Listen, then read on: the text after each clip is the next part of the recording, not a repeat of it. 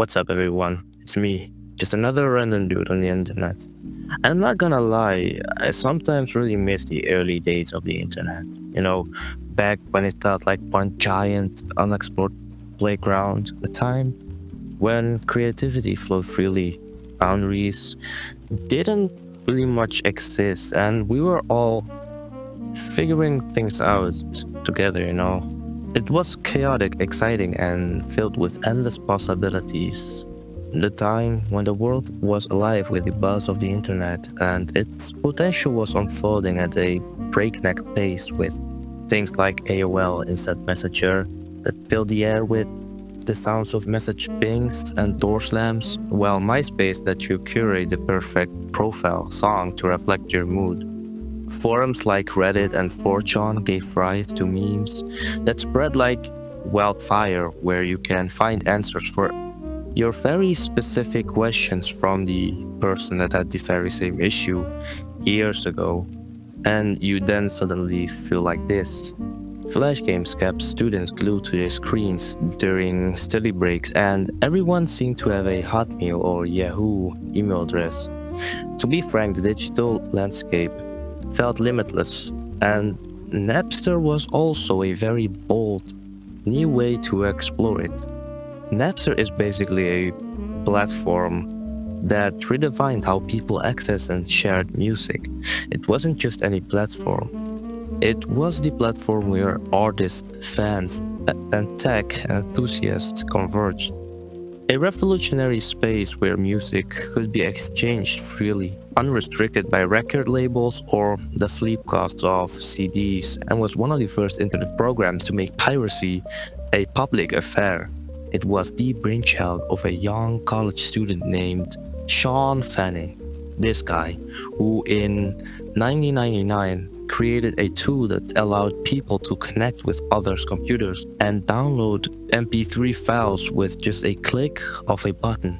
At the time, the internet was still in its infancy when it came to entertainment. No one really had figured out how to make it the go-to platform for music, but Napster cracked the code really soon. The idea of freely sharing music with anyone, anywhere, felt like the digital equivalent of a wild underground movement, black market, something like that.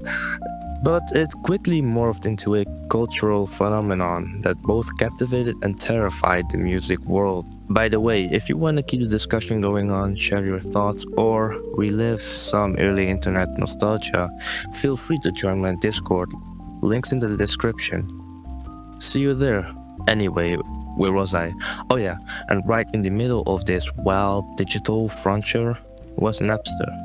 It wasn't just a platform, it was, like I said, a cultural lightning bolt. Imagine this, instead of dropping 20 bucks on a CD with just one song you actually liked, you could suddenly access any song you wanted for free. All you had to do was type in a track name, hit download, and boom, you had the latest hit, a classic throwback, or some obscure tune you'd been dying to hear. The experience was electric. Watching the download bar slowly fill felt like striking gold every time. And for music fans, Napster was a dream. You could discover new artists, trade entire albums with strangers, and build massive libraries of music without ever leaving your bedroom. It really felt like being a part of an underground music swap black market meet that spanned the entire globe. People were connecting over songs, sharing recommendations, and fueling their passion for music like never before. And for tech enthusiasts, it was a thrilling example of what peer-to-peer sharing could do. And for artists, well, some saw it as a way to reach more ears, while others saw it as a giant red flag. And I can understand why. But this isn't about me. Napster wasn't just about piracy, it was about access, about breaking down the walls that record labels had built. It took the idea of music ownership and flipped it on its own head. Sean Fanning, a college kid with an ID and a lot of coding skills, gave the world a tool that let anyone share their music library with everyone. But as often happens with things that challenge the status quo, Napster's rise was followed by a steep and inevitable fall. What started as a harmless way for music lovers to share their favorite tracks quickly garnered the attention of the industry's biggest players. And by the year 2000, major artists like Metallica and Dr. Dre were launching lawsuits against Napster, claiming that their intellectual property was being pirated. And Napster was suddenly thrust into a battle it wasn't prepared to fight, one that pitted the music industry's titans against a young, ambitious tech startup. The accusations of theft and copyright infringement mounted, and despite Napster's undeniable innovation, the legal system proved to be its undoing.